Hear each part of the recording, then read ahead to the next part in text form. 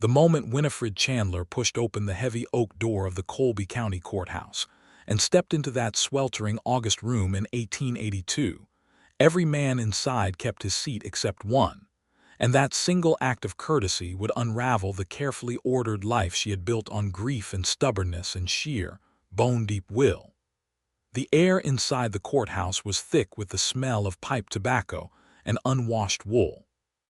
14 men sat around a long table scarred by years of hard use, their faces burned copper by the Kansas sun, their boots trailing dust across the pine floorboards. They were ranchers and merchants, and a county assessor named Horace Delvin, who had the narrow eyes of a man who had never once given anything away for free. They had gathered to decide the fate of the Chandler land, 412 acres of prime river-bottom grazing land that Winifred's late husband, Edmund Chandler, had filed on 3 years prior under the Homestead Act of 1862, and which had since become the subject of a bitter legal dispute involving a man named Garrett Holt, who owned the largest cattle operation in 3 counties and who had arrived at the hearing with a lawyer from Topeka.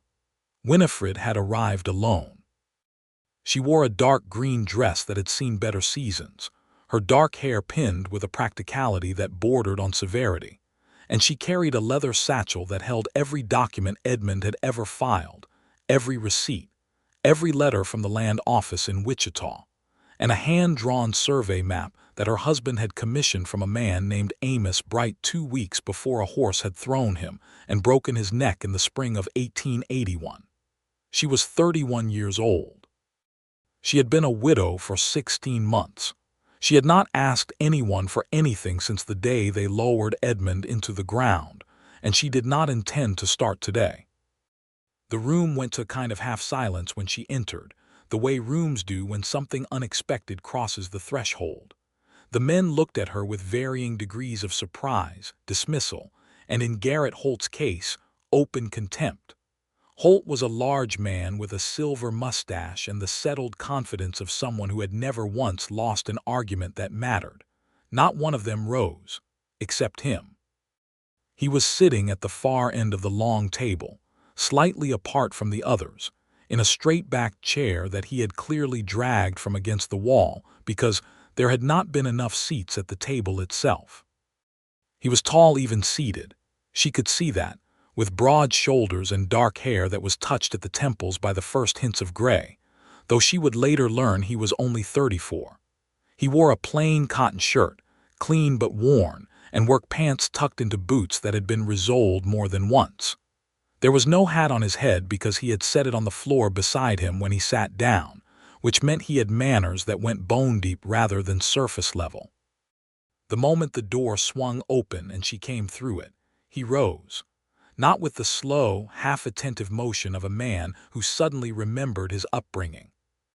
He rose the way a man rises when something matters to him, completely and immediately, unfolding from that chair as though it were the most natural thing in the world, and he remained standing until she had crossed the room, found the only empty chair available which happened to be beside him because his chair was beside hers as she chose the nearest open spot, and settled herself into it. She did not look at him directly when she sat down. She was too busy reading the room, cataloging the faces of her opponents, and assessing the county assessor, and noticing that Garrett Holt's Topeka lawyer had a leather briefcase so fat and well-tooled it probably cost more than one of her milk cows. But she noticed him. Of course she noticed him.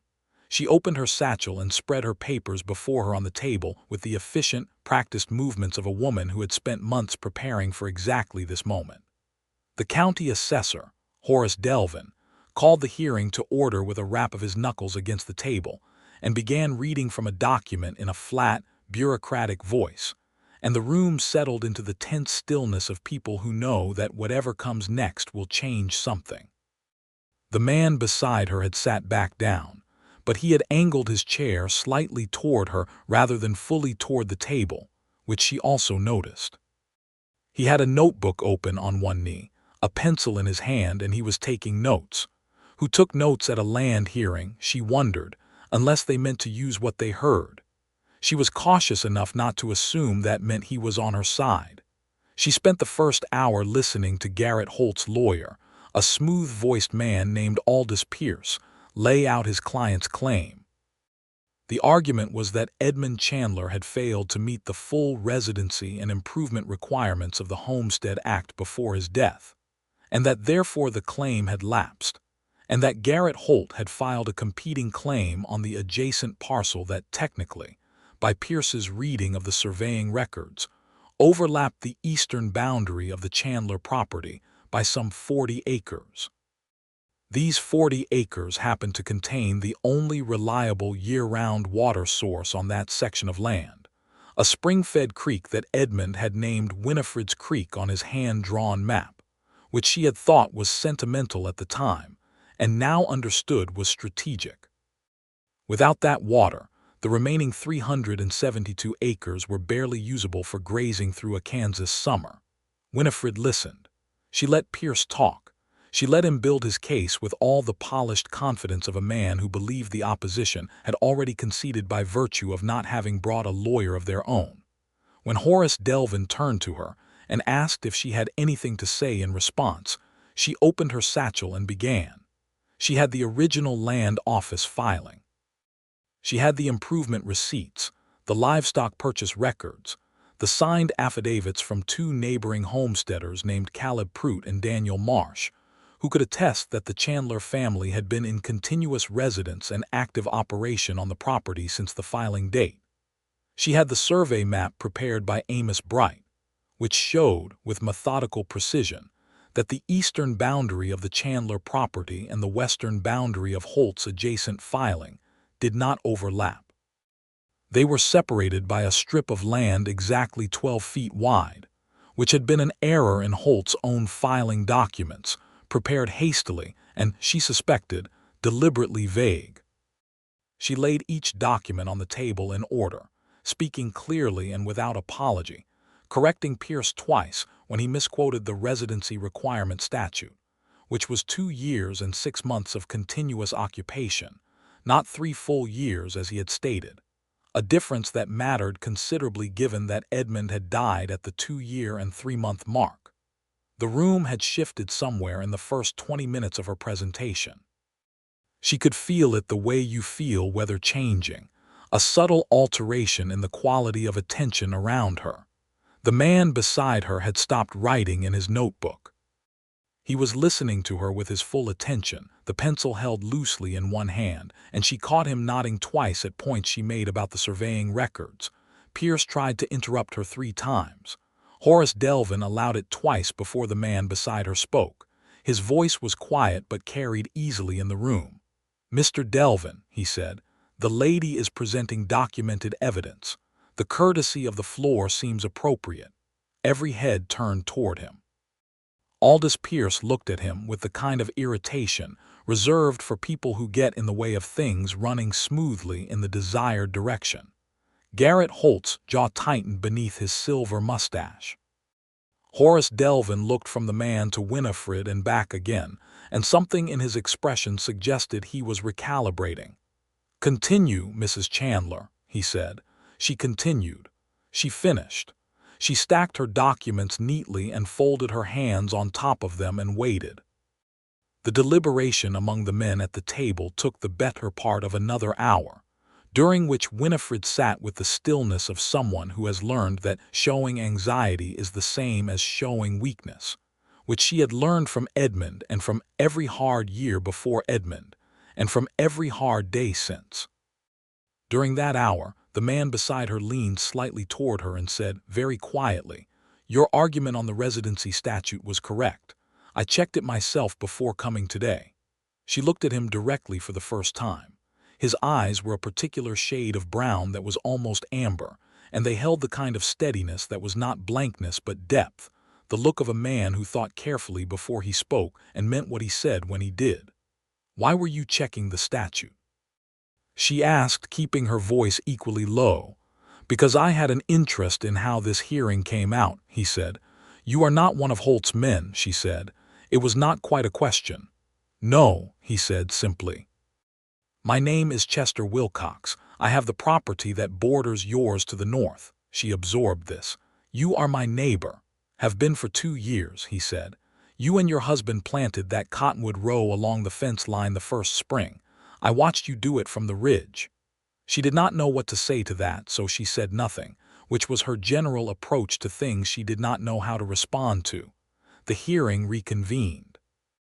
Horace Delvin read from the notes he had made, and the conclusion, delivered in his flat administrative voice as though he were reading a grocery list, was that the Chandler claim was valid, that the continuous operation of the property had been sufficiently established, that the survey records supported the original boundary as filed, and that the competing claim filed by Garrett Holt on the eastern parcel was not supported by the evidence presented and would be referred back to the land office in Wichita for further review of the filing irregularities.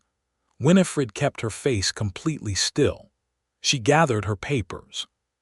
She returned everything to her satchel with the same methodical efficiency with which she had taken them out.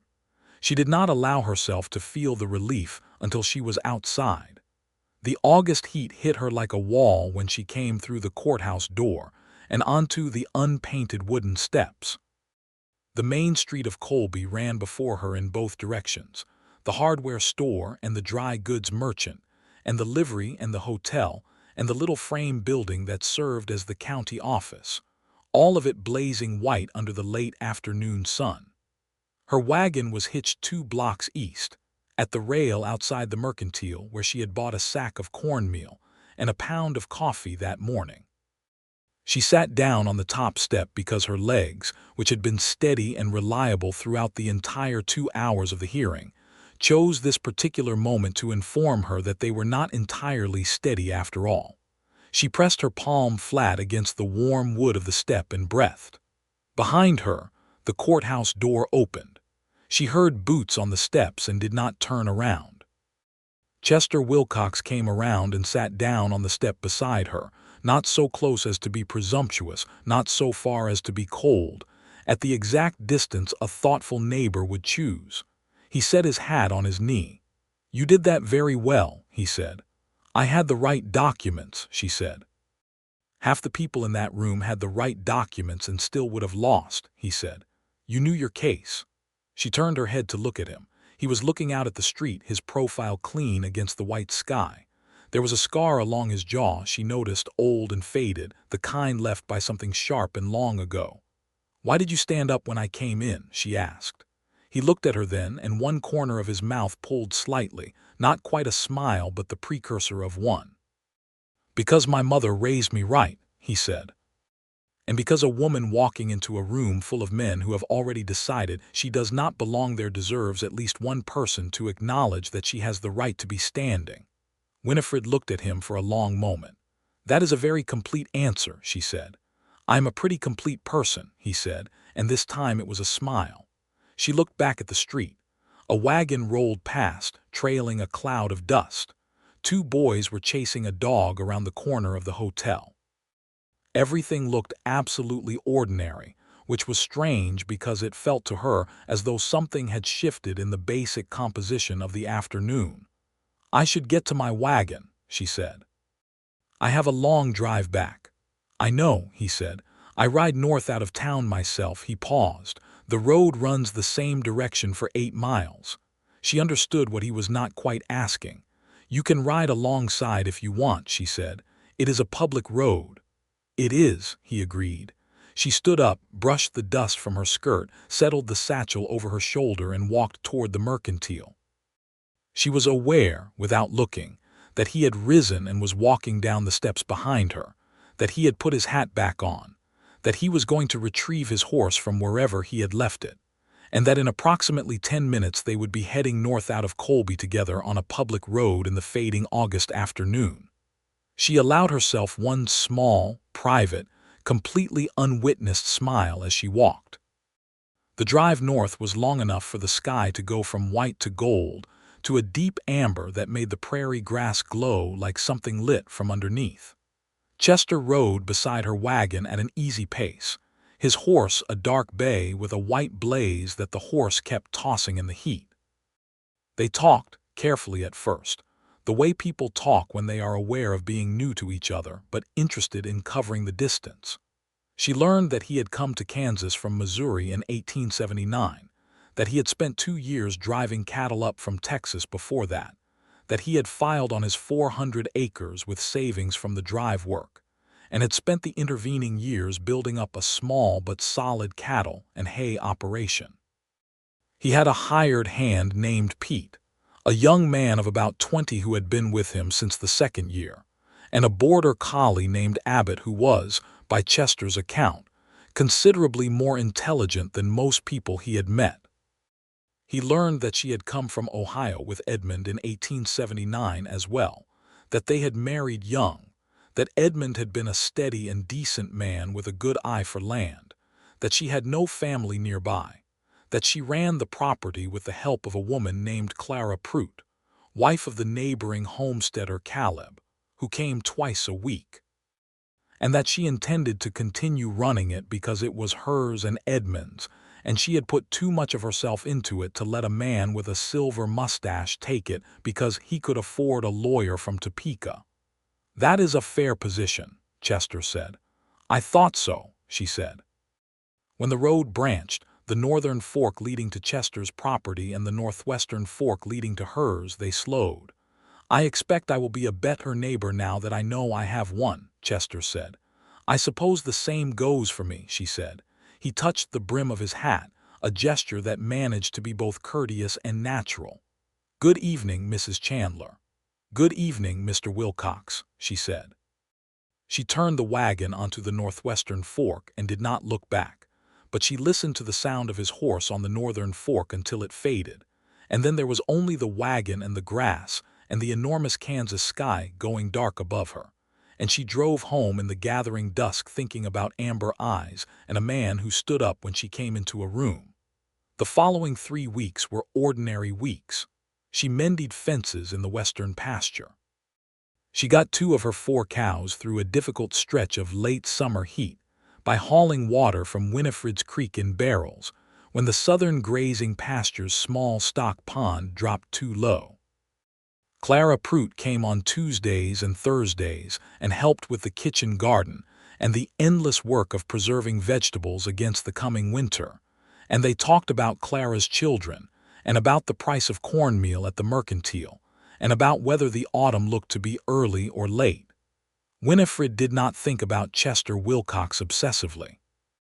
She thought about him the way you think about something that has made a genuine impression, occasionally, and with a kind of honest interest she did not attempt to analyze too closely. It would have been impractical to analyze it. She was a practical woman. On the 23rd day after the hearing, she was in the creek pasture checking the fence line along the north boundary when she heard a horse on the other side, and then Chester Wilcox appeared at the top of the ridge that ran along the northern edge of her property. He stopped when he saw her. Then he rode down the ridge. "I saw your fence line was down in 2 spots from here," he said when he reached the fence. He was looking at the wire and the leaning posts with the practical assessment of someone who understood what a broken fence meant for livestock. "I was going to send Pete over with supplies, but I came myself." Behind his saddle he had wire and a fencing tool and 4 replacement posts strapped in a neat bundle. She looked at them. "I can repair my own fence," she said. "I know you can," he said.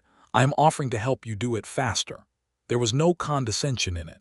It was what it was, a neighbor with supplies and an afternoon.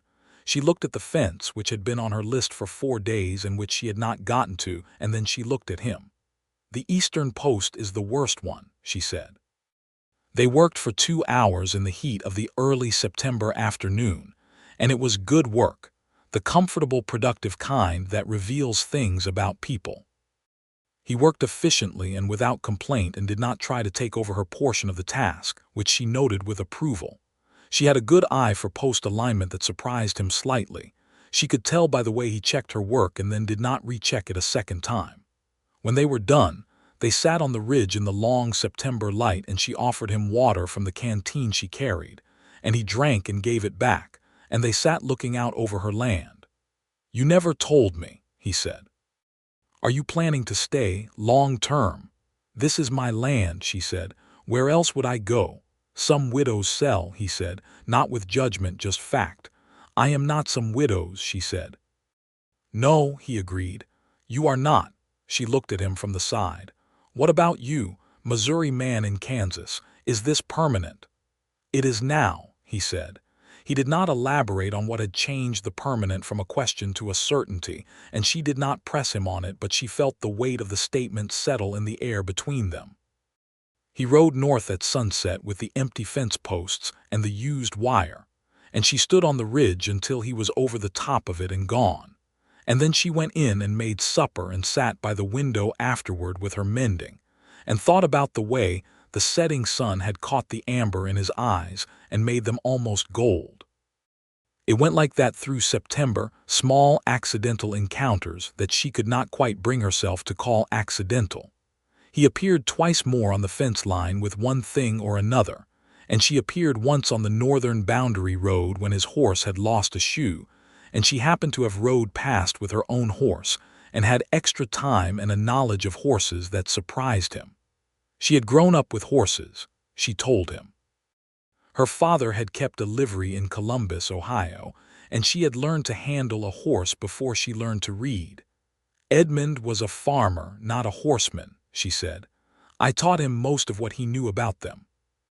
Chester was holding his horse's hoof up and examining it while she spoke, and he glanced up at her with that almost smile. "You are full of abilities nobody gives you credit for," he said. "People generally do not give women credit for much," she said. "Some people do not," he said. He walked the horse to the farrier in town himself, and she rode beside him for 3 miles of the way before the road forked, and she turned back to her own property, and the 3 miles felt shorter than 3 miles had a right to feel.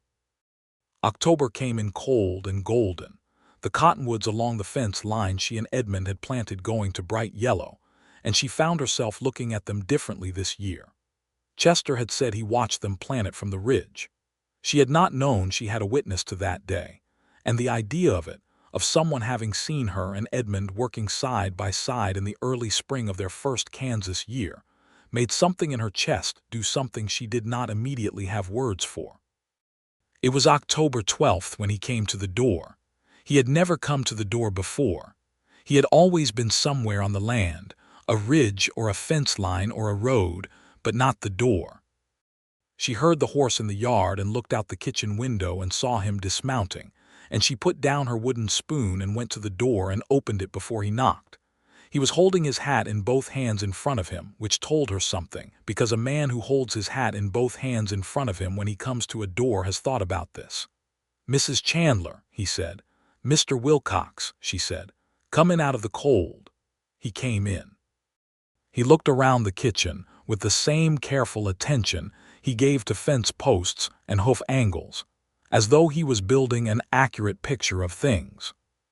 The kitchen was small and neat, with dried herbs hanging from the rafters and a cook stove that she kept in good repair, and a table with 2 chairs and a shelf of books that he looked at for a moment longer than everything else. "Sit down," she said. "I have coffee." He sat down. She poured coffee. She sat across from him at the table and they looked at each other across the cups, and she waited, because it was clear he had something to say and she was curious what it was.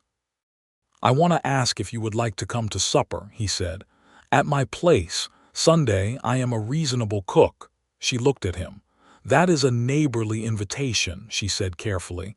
"It is that," he agreed. "And also more than that. I want to be honest about both parts." She appreciated the honesty considerably.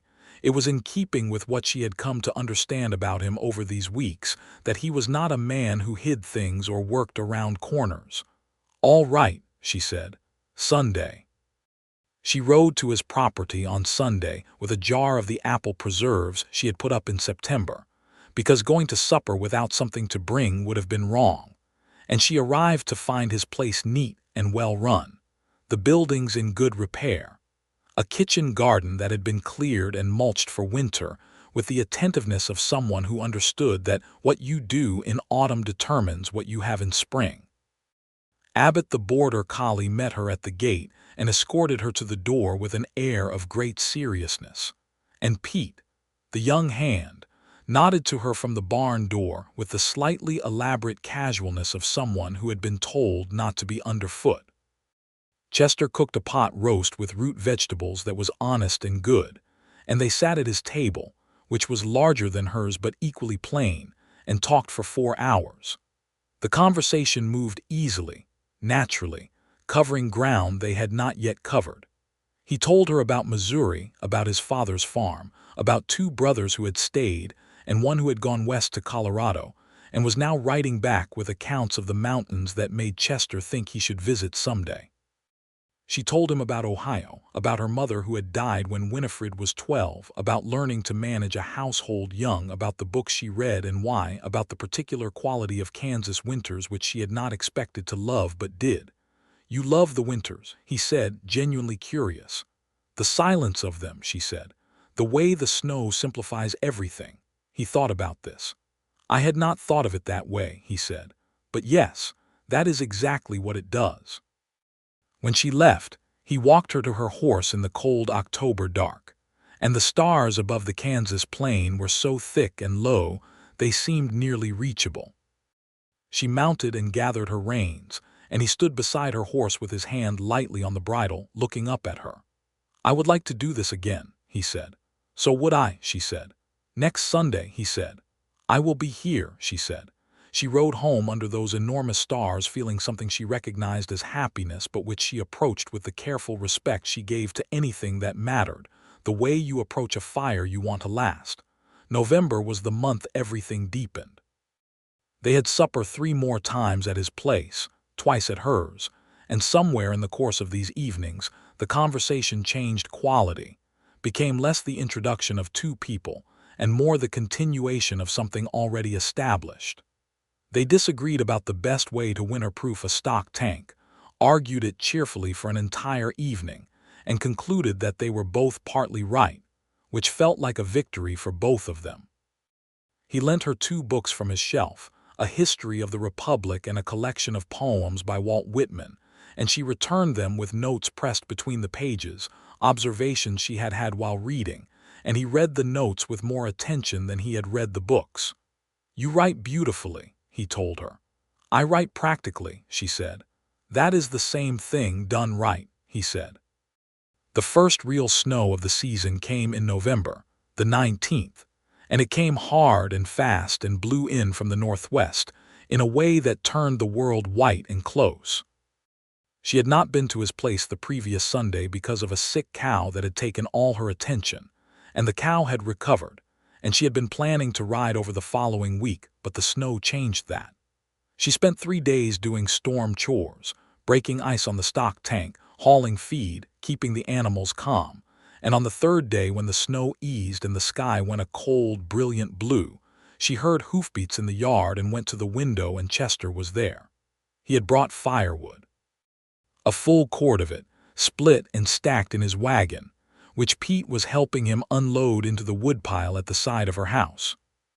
She came outside in her coat and stood watching them work. "I have wood," she said. "You will have more now," he said. She did not argue this time.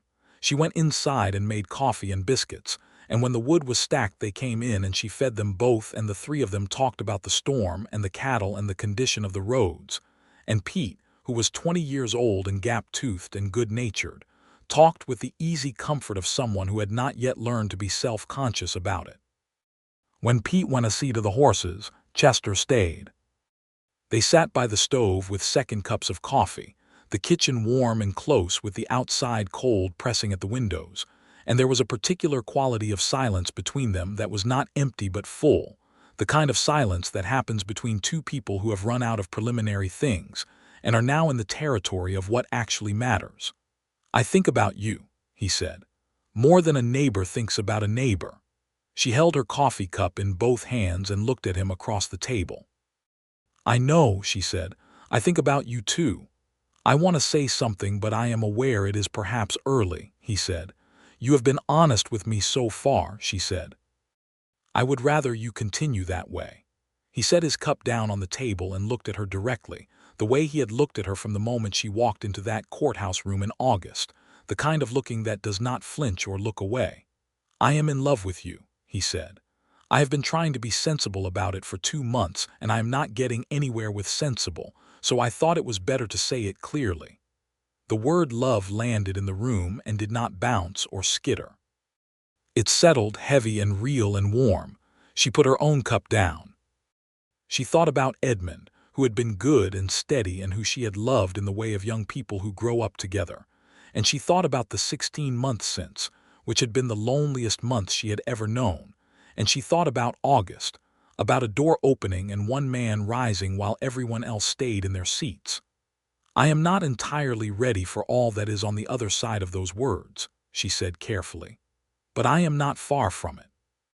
And I will not let you think I feel nothing, because that would be dishonest." He nodded slowly. "That is more than I expected," he said, "and exactly enough." "I need time," she said. "Not distance, just time." "I have time," he said. "I am not going anywhere." Pete knocked on the door frame from the entry. "Horses are seen to, boss," he said, with the elaborately blind expression of a young man who has heard something he is pretending he has not heard. "Thank you, Pete," Chester said, entirely unruffled. December was the month of time, of small careful steps toward something that felt increasingly inevitable but which she wanted to arrive at in her own way and on her own terms. He respected this without being told to, which was itself part of what made her trust him. He did not press or crowd. He was simply present, consistently and warmly, in the way of someone who means what they say. She had him for Christmas dinner. It was the first time she had felt the shape of the holiday as something other than an absence. She made a proper dinner, a chicken and a sweet potato pie and bread and a preserved plum pudding, and he came with a gift of a good knife with a bone handle and a small box of tea that was so nice she was almost annoyed, because it told her he had paid attention to the fact that she ran out of tea in November and had made do with dried chamomile from the garden. After dinner they sat by the fire in the small parlor she rarely used because it felt too large for one person, and it did not feel too large now, and she played the small parlor organ that had come with the house and which she played reasonably well, and he listened with the attentiveness of someone receiving something being offered, which was exactly what it was. "That was beautiful," he said. "It was passable," she said, which was accurate. "It was beautiful," he said again, unmoved by her modesty. On the last day of December, she was standing at the north fence line watching the sunset paint the snow pink and amber when she heard him on the ridge, and he came down without being asked, and they stood together at the fence in the cold watching the year end in color above the flat white land, and she turned and looked at him, and everything that she had been giving time to had arrived. "Chester," she said. He looked at her. She said nothing else, because what she said next was not a word. She stepped toward him and put her hand against his face, his cold, rough cheek, and looked at him directly in the amber gold light of the dying year, and his expression changed into something she had never seen on another person's face, a kind of careful joy, the joy of someone who was afraid to believe in something too quickly in case it went away. She kissed him, not tentatively. She was not a tentative woman. She kissed him fully and warmly, and with the certainty of someone who had made a decision and was not second-guessing it. And after one heartbeat of surprise, he kissed her back with the same careful completeness with which he did everything, his hands coming up to hold her face with a gentleness that told her more about him than everything he had ever said. When they stepped apart, the sun was below the horizon, and the sky was going to deep blue, and the snow was turning to shadow, and he was looking at her as though she had solved something he had not known was a problem. "Happy New Year, Winifred," he said. It was the first time he had used her given name. "Happy New Year, Chester," she said. January was the month of winter and warmth simultaneously. The prairie was locked in cold, the roads iced, the cattle needing constant tending, and all of it was exactly the same as previous winters, except that it was entirely different because she was no longer moving through it alone. He came over on clear days and she rode over on her own when the mood took her, and there was an easiness between them now that January settled into with relief, as though this was always how it was supposed to go and they had simply been finding their way to it. He told her more of himself in January, the harder parts, the things that take time to say. He had been engaged once, years ago in Missouri, to a woman named Mary who had died of typhoid the summer of 1876, and whose death had made Missouri feel like a room he could no longer breathe in, which was partly what had sent him west. He told her this simply, without drama, and she received it the same way, because she understood what it was to carry grief quietly over a long distance. "I stopped thinking I would want this again," he said. "Wanting anything this much." "I know that feeling," she said. "I am glad it came back," he said. "I am glad it came back with you." February brought the kind of storm that the Kansas plains are capable of producing, a blizzard that lasted 4 days and trapped her on her property and him on his. And the 4 days of not seeing him after the previous 2 months of seeing him regularly was instructive in exactly the way she suspected it would be. She missed him in the concrete, specific way you miss a person, not just company in general, not just warmth, but this particular person, his voice and the way he thought and the quiet steadiness of him. When the storm cleared, she rode to his property before the roads were quite passable, navigating the drifts on her sure-footed mare, and when she rode into his yard, he was coming out of the barn and he stopped and looked at her, and the expression on his face made the entire 4-day storm worth it. "You should not be out on these roads yet," he said. "I came anyway," she said. He helped her down from the horse. He held her hand longer than was strictly necessary for the purpose of helping someone dismount. He looked at her in the bright, brutal, beautiful February light. "Winifred," he said, and then stopped. "Yes," she said. "I am going to ask you something," he said. "And I want you to answer honestly, not considerately." "I am always honest," she said. "Will you marry me?" he said. Not a wavering question.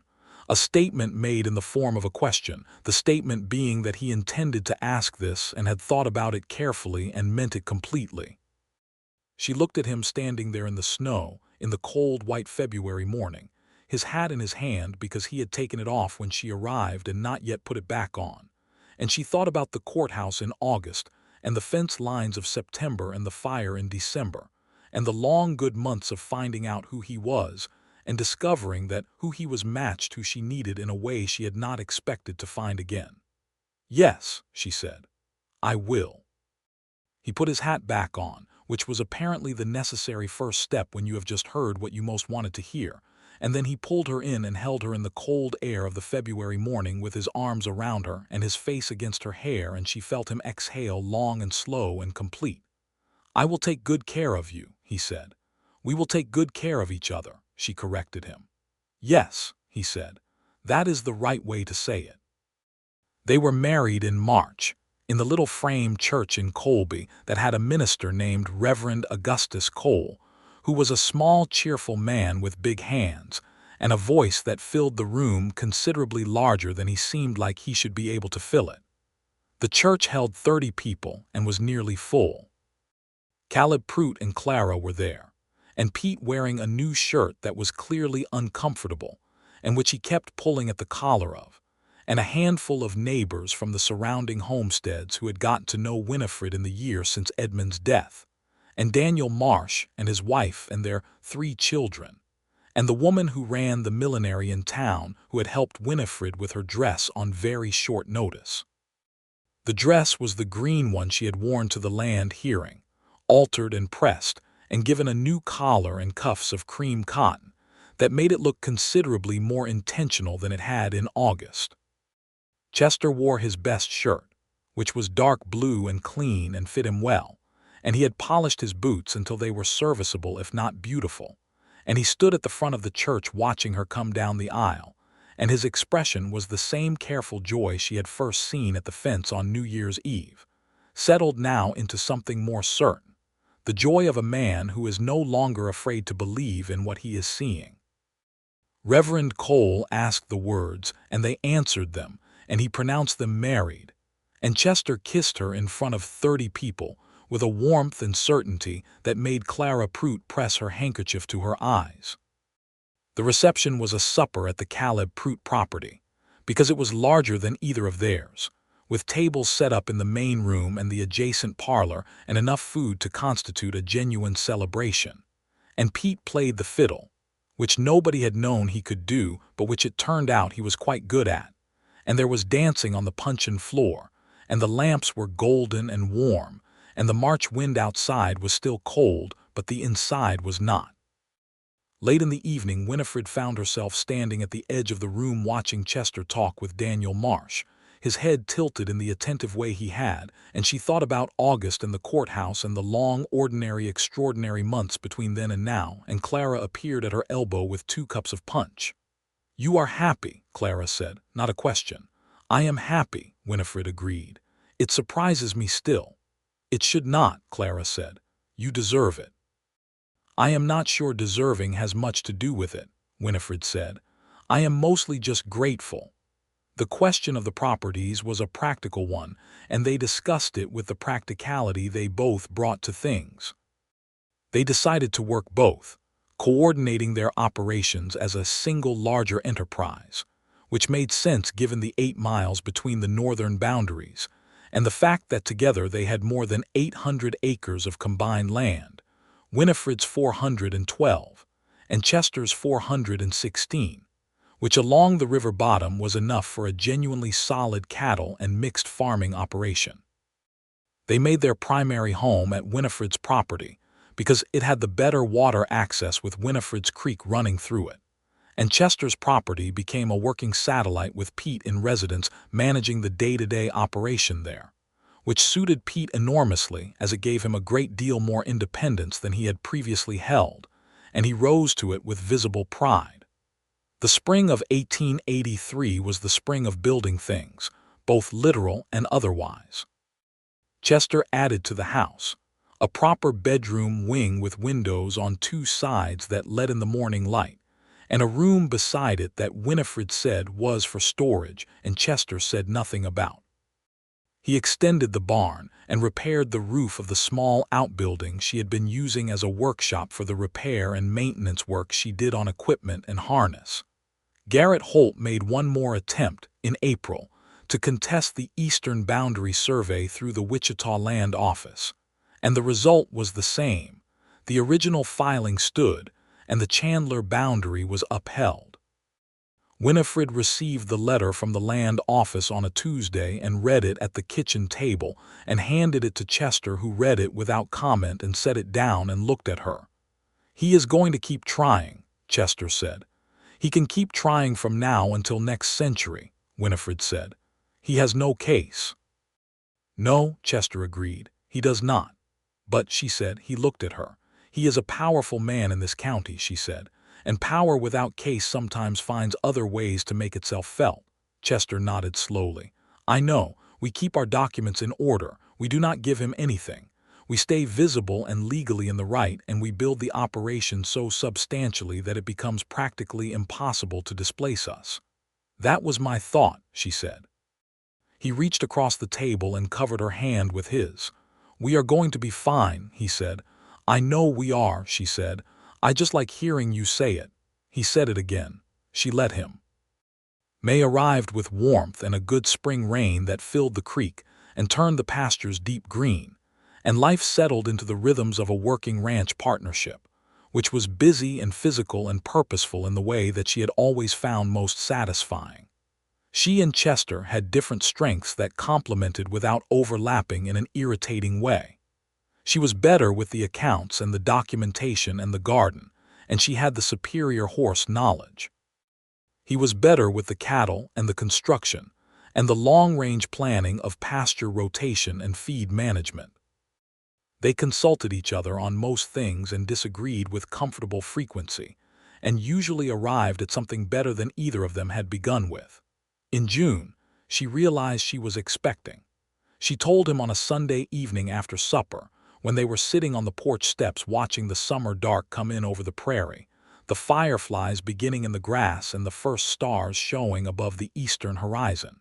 She said, "I believe we are going to need that extra room." He went still in the particular way of a person registering something enormous. Then he turned to look at her with that expression she loved, the careful joy that was not careless anymore, that had settled into something big and warm and sure. "Winifred," he said. "Sometime in December, I think," she said. He put his arm around her and drew her close, and they sat on the steps of their house, in the summer dark, and she felt his hand moving slowly in her hair, and above them the Kansas stars came out one by one, and the fireflies rose and fell in the grass, and the prairie was enormous and silent and full, and it was exactly enough. The summer was the summer of ordinary wonder, which is the best kind. She moved through the long hot days with the peculiar second wind that the early months of pregnancy can sometimes give, the increased clarity and productivity that precedes the later heaviness, and she used it. She planted the kitchen garden larger than she ever had, and put up more preserved goods than she had the previous year, calculating forward with the practical planning of someone who understood that a Kansas winter with a new infant required serious preparation. Chester fussed over her with a restraint that was itself an act of considerable discipline. She could see him consciously not fussing, moderating his concern against his knowledge of who she was and what she was capable of. She appreciated this deeply and told him so one evening when he had very carefully not taken a fence post-repair from her hands that she could clearly do herself. "You are not a difficult woman to love," he said, "but you do make it complicated sometimes." "You love complicated," she said. He thought about it. "I love you," he said. "The complicated comes with." Garrett Holt showed up at the property in August, unannounced, riding with two of his men, and she met him at the fence gate herself because Chester was in the far north pasture. Holt dismounted and stood before her with his silver mustache and his settled arrogance, and he offered her a sum of money for the property that was notable enough to tell her it represented a genuine effort on his part, which meant the eastern water access was more valuable than even she had estimated. "No," she said. He raised an eyebrow. "Mrs. Wilcox, I am prepared to be generous. It is not about the amount," she said. "I am not selling. Not this year, not any year. This is my family's land, and I intend it to remain so." He looked at her with the expression of a man who had learned over many years to recognize when an argument was already lost, and the experience had not made him like it. He mounted his horse and rode away with his two men, and she stood at the gate until they were gone, and then she went back inside and sat down at the kitchen table with her account books and did not think about Garrett Holt for the rest of the day, because he was not worth the thinking. When Chester came back that evening and she told him, he listened and then said, "You handled that exactly right." "I know," she said. "Good," he said. The autumn was harvest and preparation and the deepening of the year, and her body deepened with it, and Chester watched her change with a kind of reverent attention that she found both touching and occasionally embarrassing, because she was not accustomed to being watched so carefully. She told him this. "Then you will have to get used to it," he said, "because I intend to keep watching." "That is either romantic or alarming," she said. "Both," he said, entirely cheerful about it. November was when Holt tried something different and more serious. One of his men, a foreman named Roy, filed a nuisance complaint with the county assessor, claiming that the Chandler Wilcox operations cattle were straying onto Holt's land and damaging his pasture. It was not true. Their fence lines were in the best repair they had been in 3 years. But it was the kind of complaint that, in a county where Holt had deep relationships with men of influence, could be used to create a legal annoyance that cost money and time to fight. Chester went to the county seat with their fence inspection records, which they had documented with dates and the signatures of Pete and Caleb Pruitt as witnesses, and he sat across a table from a deputy county commissioner named Whitfield and laid the records out with the same quiet, methodical certainty that Winifred had brought to the land hearing the previous August, and the nuisance complaint was dismissed. He came home in the early evening and sat down at the table and told her what had happened, and she listened, and then she said, "We need a lawyer." He looked at her. A lawyer in Colby County costs money. Holt having no case costs him nothing and costs us time and energy every time he tries something, she said. A lawyer on retainer changes that calculation. Chester thought about it. She could see him running the numbers in his head, which she had already done in the account books. We can afford it, he said, arriving at the same place she had. We can, she said. There is a man in Hayes City named Robert Aldridge who has a good reputation with homestead law. I have been corresponding with him since the land hearing. Chester looked at her for a moment. You have been corresponding with him since August. Since September, she said. I wrote the first letter in September. He sat back in his chair. The corner of his mouth was doing the precursor to a smile thing. Were you planning to tell me about this at some point? I am telling you now, she said. You are a remarkable woman, he said. I am a practical one, she said. Same thing, he said, returning her own words from many months ago, and she smiled at that, properly smiled, which still did something to him every time she could see it. Robert Aldridge came to Colby County in December on retainer, and the first thing he did was file a formal response to Holt's pattern of nuisance claims with the Wichita Land Office that documented the history, and asked for a formal finding that the Chandler-Wilcox boundary claims were settled and secure. The response took some weeks to arrive, but when it did it was exactly what they needed, a formal land office finding that the matter was settled and that further contest of the same settled boundaries would be considered a frivolous filing. It was the 13th of December when Winifred's son arrived. She had known it was close, and had refused to be alarmed about it with a stubbornness that she was aware was slightly unreasonable. And Clara Pruitt had been on hand since the 11th because Clara had 3 children of her own and had assisted at 2 neighbor births and was, in Winifred's estimation, more practical help than any man. Chester was in the house, in the kitchen, in the state of controlled, barely held together worry that men tend to occupy during these hours. She heard him in the kitchen, heard his boots on the floor, back and forth, and she found it oddly comforting between contractions, this evidence of his presence and his concern, this man pacing for her. The boy came in the early morning hours, healthy and loud about his arrival, with dark hair and a color that Clara said was exactly right, and Winifred held him in her arms in the lamplight while Clara did the necessary things around her. And she was so entirely overwhelmed by the specific weight and warmth of him that she could not immediately speak. Chester came in when Clara called him, and he stopped in the doorway and looked at her holding the child, and whatever he had been holding together for the previous 12 hours became unnecessary, and his face did something that she would remember for the rest of her life. He crossed the room and sat on the edge of the bed, and she shifted so he could see the baby's face, and he looked at the child with the same complete attention he gave to everything that mattered to him. "Hello," Chester said to the baby, quietly, as though it were a simple and natural thing to greet a new person who has just arrived. "He needs a name," Winifred said.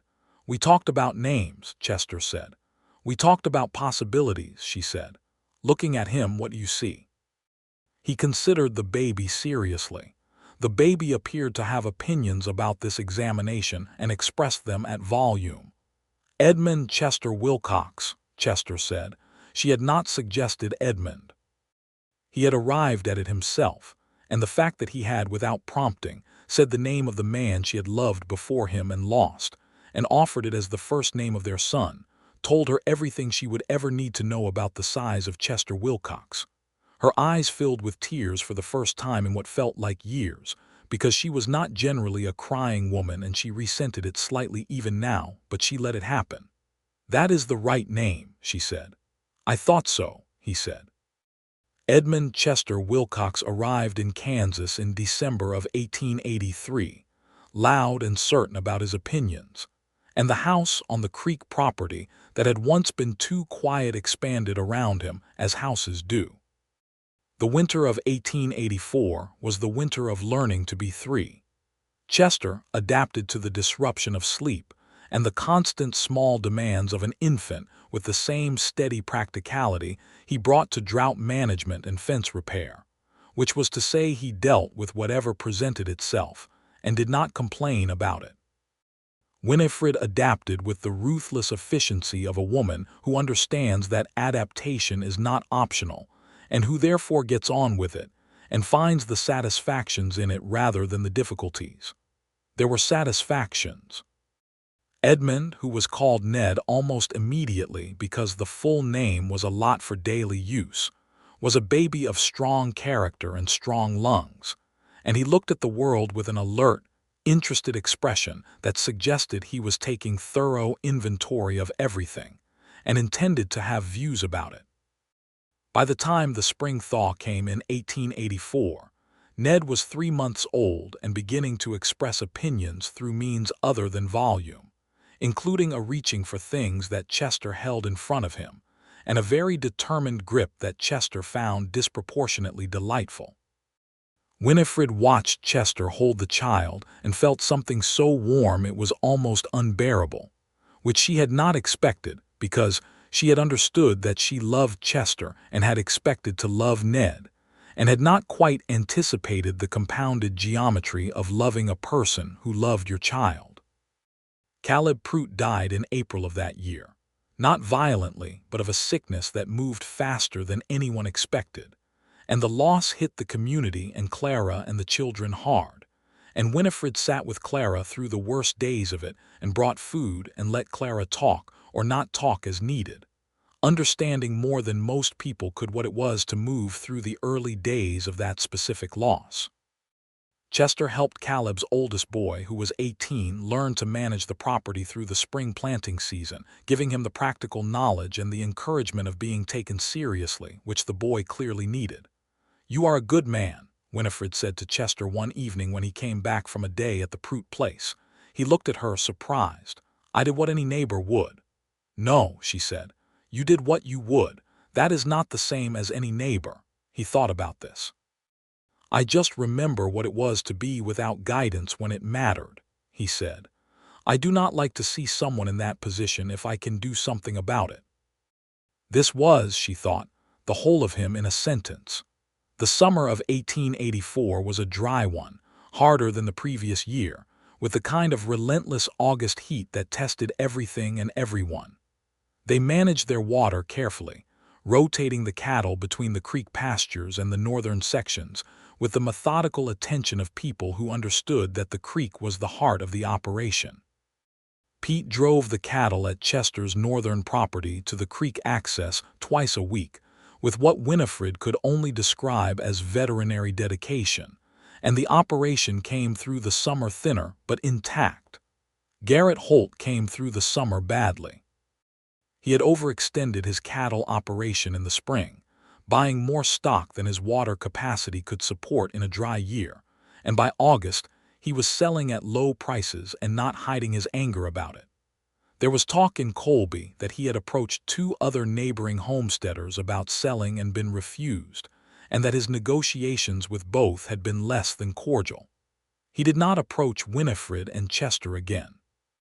The Aldridge filing had made the legal position clear enough, and she suspected Holt also understood by now that she was not a woman who could be pressured through conventional means. In October, Robert Aldridge wrote to inform them that the final land office confirmation had been received, and that the Chandler-Wilcox eastern boundary was formally and permanently established in the federal land records. She read the letter at the kitchen table with Ned in her lap, the baby gnawing with great purpose on a wooden spoon he had acquired and refused to relinquish, and she read it twice, and then put it on the table and sat quietly. Chester came in from the barn and saw her face and stopped. "Good news," he said. "It is finished," she said. "Officially and completely. The eastern boundary is established in the federal record." He crossed the kitchen, took the letter from the table, read it, and set it down. He looked at her for a moment, and then he sat down across from her and reached across the table and took her hand. "Edmund would be glad," he said. She had not said it herself. She might not have, because it was the kind of thing she tended to carry quietly, but he said it because he knew her well enough to know she was thinking it. Yes, she said, he would. Ned dropped his wooden spoon on the table with a decisive bang that expressed something, though what was unclear. He agrees, Chester said. She laughed. Fully and genuinely, the way she had learned to laugh again, which was like so many things she had learned since August of 1882, not the way they had been before, because you cannot go back to before, but something new built on the foundation of what had been. The following years moved the way good years move, full and forward, and layered with the accumulated texture of a life genuinely lived. They added to the herd and to the hay operation, selling alfalfa to the new settlers coming into the county in increasing numbers as the decade progressed, because Chester had foreseen that homesteaders coming in needed feed, and the river bottom land was ideal for hay production. It was Winifred's idea to cut a deal with the new railroad depot in Colby, which had arrived in 1885, to sell hay in bulk to the livestock shipping operations, which moved them from a comfortable small operation to a genuinely solid one. Pete got married in the spring of 1886 to a woman named Helen who had come to Colby with her family from Illinois, and the wedding was a proper celebration. And Helen turned out to be a practical, cheerful person who took to the work with the adaptability of someone who had made up her mind to love what she had chosen and intended to stick to it. Winifred liked her immediately and considerably. A daughter arrived in the autumn of 1886, born in September, smaller than Ned had been and louder, which Winifred had not believed was possible. Chester held her the same first morning with the same reverence with which he had held Ned, and he looked at Winifred over the child's head with eyes that were simply full. "What do we call her?" he said. "Mary," Winifred said. He looked at her. He understood immediately, because she had told him about Mary in Missouri and what that loss had meant, and she watched his face move through surprise and recognition, and something that was clearly gratitude. "Winifred," he said. "It is a good name," she said. "And she ought to have one that means something." "You are extraordinary," he said. "I am practical," she said, for what must have been the 100th time. "I know," he said. "That is what makes you extraordinary." Mary Chandler Wilcox, who was soon called Me, had dark hair like her father and a personality that appeared to be entirely her own from approximately the first week, which she spent loudly expressing opinions about feeding schedules. Ned, who was nearly 3, regarded his sister with the cautious interest of someone who is not entirely sure about this new development, but is willing to observe further before rendering a verdict. Chester built a second-bedroom addition in the spring of 1887 with Pete's help, and the house grew along the north side with a porch that caught the afternoon shade, and Winifred planted roses along it, red ones that would take 2 years to establish themselves properly, which was fine because she was not in a hurry. She was not in a hurry about anything anymore in the way she had once been, not in the driven, desperate way of someone racing against a loss they could feel catching up to them. She was moving forward now in the way of someone who knows where she is going and has someone to go there with. The hearing, that August courthouse hearing in 1882, had been the thing that everything else turned on. She understood that in the way you understand turning points only from some distance beyond them. She had gone into that room alone and afraid and not showing either, prepared to fight for what was hers with everything she had, and she had won the fight she came for, and had also received, without expecting or looking for it, the thing that everything else had been missing. One man in a room full of men who had decided before she entered that she was a disruption rather than a person. One man who stood up. She told Chester this one evening in the summer of 1887, sitting on the new porch in the long summer dusk, Ned running in the yard with Abbott the dog, me asleep inside, the sky doing what Kansas skies do in summer, putting on a display of color that would have been implausible anywhere smaller. "Do you know what I thought when you stood up?" she said. He was in the chair beside her, his long legs stretched out and his hat on his knee. "What?" "I thought it was good manners," she said. "I did not think it was anything more than that, not at first." "When did you think it was more?" he said. She considered. When you spoke up about Pierce interrupting me, she said. You said the lady is presenting documented evidence. You did not say it loudly or with any particular drama. You just said it as though it were simply true, and that was the end of it. It was simply true, he said. That is what made me take notice, she said. That you thought it was simply true. He looked at her in the summer evening light. This woman he had fallen in love with in a courthouse in August. This woman who had defended her land with documents and nerve and correct knowledge of a residency statute, who had ridden 3 miles out of her way on icy roads after a blizzard, who had given his first love's name to their daughter, who ran fence lines and account books with equal precision, and who had, at some point in the long, careful winter of 1882, looked at him across a table and started to let him in. I am going to tell you something, he said, and I want you to take it seriously even though you will probably say something practical in response. I make no guarantees, she said. I thank God every day for Garrett Holt, he said, because if he had not been who he was, there would have been no land hearing. And if there had been no land hearing, you would have been on your property and I would have been on mine, and maybe we would have been adequate neighbors and nothing more. And I do not know how I would have gone on being adequate when I could have had this. She looked at him for a long moment. The sky was going to deep rose and amber behind him. That is the most oblique love declaration I have ever heard, she said. I knew you would say something practical, he said. She stood up from her chair and crossed the 2 feet of porch between them and sat down on the arm of his chair, and he moved naturally to accommodate her, his arm coming around her, and she rested against him in the long summer evening while Ned chased Abbott through the yard and me made the soft sounds of sleep from inside the house. I love you, Chester, she said. I do not say it enough. You say it plenty, he said.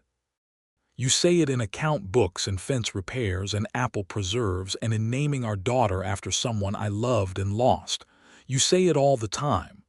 I am saying it now in actual words, she said, so you can have both. Both, he said, is exactly right. The Kansas plain spread out before them, enormous and golden and entirely theirs, the creek running its steady course through the east pasture where the cottonwoods Edmund had chosen and she had planted and Chester had called beautiful from a ridge were now mature trees, their leaves catching the last light. The land was right. The operation was right. The house was right. 8 years after that August hearing, the land was firmly theirs by every measure of law and labor and investment. The Holt challenge a resolved and closed chapter that had made them stronger for having faced it. Aldridge's formal filing a monument in the federal records that no silver-mustached man with a Topeka lawyer could touch. Pete and Helen had their own family in the house on Chester's northern property, 3 children by now, and the combined operation of the 2 properties was the kind of solid, interdependent, well-managed ranching enterprise that people in the county pointed to as an example of what the Homestead Act had been meant to produce. Clara Pruitt had remarried in 1886, a quiet man named Harris who was kind to her children, and who repaired her fences with the same methodical care with which he appeared to do everything. And she was happy, which Winifred was deeply glad for. Ned was starting to read, sitting at the kitchen table with his face 4 inches from the page, a posture that made his father tell him to sit up straight, and that Winifred recognized with amusement, because she had looked exactly the same as a child with her first books in Columbus, Ohio, in what seemed like another person's life. Mee was walking and expressing herself clearly and already following Chester to the barn in the mornings, because she had decided the barn was where the interesting things happened, which Winifred privately agreed with but did not say because she preferred Chester to have at least some areas of clear authority. It was a September evening in 1890 when Chester came home from riding the fence lines with something in his hand, a folded paper he had gotten from the Colby post office on his way back, and he sat down at the kitchen table and read it and handed it to her. It was from his brother in Colorado. The mountains were everything he had said they were, and he wanted Chester to come see them, and there was a note at the end in a different hand that turned out to be the brother's wife, saying that she hoped Mrs. Wilcox would come too, because Thomas had told her so much about her, and she had always wanted to meet a woman who had won her own land hearing. Winifred put the letter down on the table. Thomas told her about the land hearing, she said. I may have written a letter or two about you, Chester said, with no visible embarrassment about this. Before or after you stood up in that courthouse, she said. After, he said, considerably after. When it became clear to me that something was happening, she looked at the letter again, Colorado. The mountains Thomas described in his letters were real mountains, the Rockies, nothing like the flat, enormous sky of Kansas. She had never seen a mountain. We could go in the spring, she said. He looked at her, surprised and pleased. Pete can manage both properties for a few weeks. He can, she said. He has been doing it long enough. Ned would love it, Chester said. Ned would love anything that moves, she said. He would love a train all the way to Colorado. Chester was smiling, properly smiling, the full version, the one that had taken her until winter to see the first time and which she had long since memorized in all its variations. Are we doing this? He said. We are doing this, she said. They went in May of 1891, all four of them, Chester and Winifred and Ned, who was 7, and me, who was 4, on the train from Colby to Denver, which was an adventure for the children in the specific way that trains are an adventure when you are small, and the world is large and rushing past the window at speeds that seem impossible. Ned pressed his face to the glass for 100 miles. Me fell asleep against Chester's arm and did not see the plains give way to the foothills, and the foothills give way to the first glimpse of the mountains, which rose out of the western horizon like something from a story. Chester woke her gently when the mountains came into view, and she looked at them with the serious, considering expression that was exactly her father's expression, and then she said, "Big," which was adequate. Thomas and his wife, whose name was Rose, met them at Denver and drove them up into the foothills, and the week they spent there was the kind of week that belongs in a different category from ordinary weeks, the kind you take out in memory and turn over for warmth in colder times. Thomas was Chester's face with different finishing, taller and lighter-haired, and with a laugh that started earlier and louder. Rose was small and dark and capable in the way of women who have built something in hard country, and she and Winifred recognized each other immediately in the way of certain people who have the same fundamental structure. They sat on Thomas and Rose's porch in the mountain evenings, with the sky going to extraordinary colors behind the peaks, talking and drinking the good coffee Rose made, and watching the children run in the mountain meadow with a freedom that the Kansas plains had given them in one form, and the mountains were giving them in another. Chester wrote about you before he knew he loved you, Thomas said to Winifred one evening, with the cheerful treachery of a younger brother. He wrote about a woman he had watched at the land hearing, and I wrote back and said he sounded like a man who was already gone. Thomas, Chester said, in the tone of a man who has resigned himself to something. It is fine, Winifred said, amused. I knew I was interested before I admitted it too. You did, Chester said, looking at her. You stood up, she said, in a room full of men who had already decided I was an inconvenience. Of course I was interested. I stood up because it was right to stand up, he said. I know, she said. That is why. Thomas raised his coffee cup. To the courthouse in Colby, Kansas, he said. The courthouse in Colby, Kansas, Rose agreed, and they all raised their cups, and the mountains were blue and enormous behind the sunset, and Ned came running to show his father a rock he had found that he considered extraordinary, and me came behind him with a wildflower she had picked for her mother, and Chester took the rock with appropriate seriousness, and Winifred took the wildflower and tucked it behind me's ear, and the evening was complete. They came home to Kansas in June, to the familiar flat horizon and the enormous sky and the creek running through the east pasture and the cottonwood row along the fence line gone to full summer green, and Winifred came down from the wagon in the yard and stood for a moment looking at the house and the barn and the land spreading out in all directions.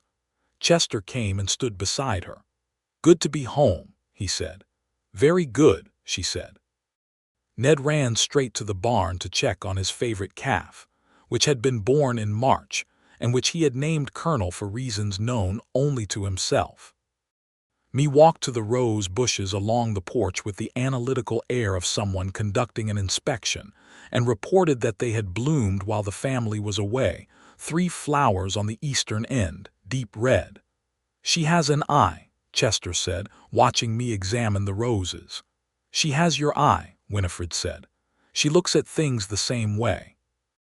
He put his arm around her there in the June yard, in the sunlight, and she leaned into him with the comfortable trust of someone who has learned beyond reasonable doubt that a certain shoulder is reliable. "I have been thinking," he said. "That is always either excellent or concerning," she said. "I have been thinking we should plant more cottonwoods," he said, "along the north boundary. There is a long stretch of fence up there that could use the windbreak, and I like the idea of them being there." She looked at him. "Edmund and I planted the ones on the south boundary," she said. "I know," he said. "And you and I will plant the ones on the north, both rows on the same land, both sets of trees." She was quiet for a moment. The sun was warm on her face, and the Kansas grass was moving in the light wind, and somewhere in the barn Ned was narrating something to the Colonel at volume. "Next spring," she said. "Next spring," he agreed. Pete rode over from the north property that afternoon to give his account of the week's operations, full of the competent detail of a man who had learned his work well and took pride in it. And Helen came with him and the children, and Clara and Harris came by in the evening, and there was supper on the porch with enough people to require bringing out the extra chairs, and the summer evening went long and warm and full. After everyone had gone, after the children were in bed, after the lamps were turned low, she and Chester sat on the porch in the dark, the stars above the Kansas plain extravagant and close, and they were quiet together in the way of people who have moved so far through and into each other's lives that silence is not empty but furnished. "Chester," she said. "Winifred," he said. "I am glad you stood up," she said. He turned his head toward her in the dark. She could see the outline of him, the shape she knew completely. "So am I," he said. "Every day I am." She reached across the distance between their chairs and put her hand in his, and he held it the way he always held it, with the care of someone who understood exactly what they were holding. And above them the August stars, or September stars now, or whatever season the future would bring. The Kansas stars were where they had always been, enormous and permanent and entirely indifferent to the small human lives below them, which was comforting rather than diminishing, because it meant the stars would still be there in 30 years, and the land would still be there, and the cottonwood rose north and south along the fence lines of what had been, and would always be the Chandler Wilcox land. And the creek that Edmund had named for her would still run east through the pasture, giving water to everything that needed it, which was everything, which had always been everything. "I think we should name the creek," she said. He looked at her. "Edmund named it," he said. "He named it Winifred's Creek," she said. "I think it should be Wilcox Creek now, for both of us, all of us." He was quiet for a moment. "That is generous," he said. "It is accurate," she said. "It serves all of us now. It belongs to all of us." "Wilcox Creek," he said, trying it. "It sounds right," she said. He squeezed her hand. "It sounds exactly right," he said.